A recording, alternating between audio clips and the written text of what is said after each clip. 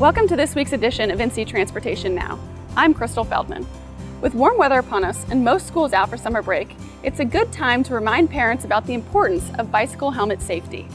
Sadly, an average of 20 bicyclists are killed each year while riding in North Carolina. 1 in 6 is under the age of 16. Children ages 5 to 14 are seen in emergency rooms for bicycle-related injuries more than any other sport. Studies show that wearing a helmet can reduce the risk of a severe brain injury by 88%. Although state law requires children under the age of 16 to wear a bicycle helmet, less than 50% of children regularly wear one. To make sure all families have access to helmets, DOT helps distribute bicycle helmets to low-income children through schools, police departments, and other groups. Revenue from the Share the Road specialty license plate funds the initiative, which has made thousands of helmets available to children in need. Many other agencies and organizations, including the State Highway Patrol and NC Safe Kids Coalition, as well as local health departments, law enforcement agencies, and recreation departments also provide free helmets to children in need. Visit the webpage on your screen for more information. As part of Governor Pat McCrory's efforts to improve transportation safety, DOT also is working to curb train-related crashes, fatalities, and injuries in the state. So far in 2016, 9 people in North Carolina have died after being struck by a train, and 18 people have been injured. Being on railroad tracks for any reason is dangerous and illegal. Trains in North Carolina can operate up to 79 miles per hour and can take more than a mile to come to a complete stop. Safety blitzes, such as one conducted last week in Mebane, are one way that DOT and its partners are reminding people that tracks are for trains. Stay away and stay alive.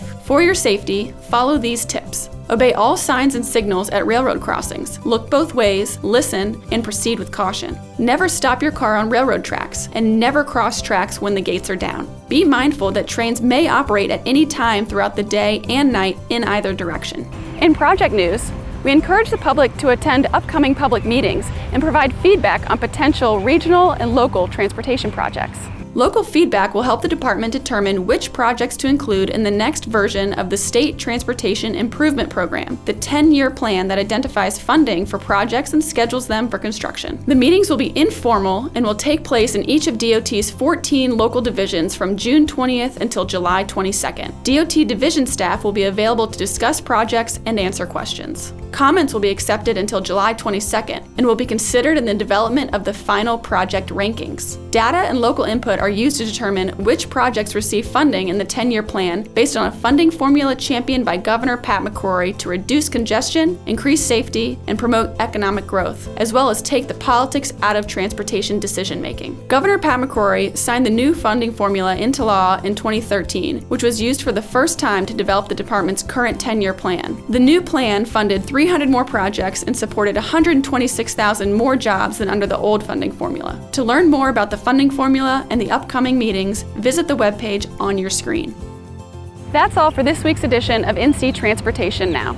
As always, stay connected with us through Facebook and Twitter. That's at NCDOT.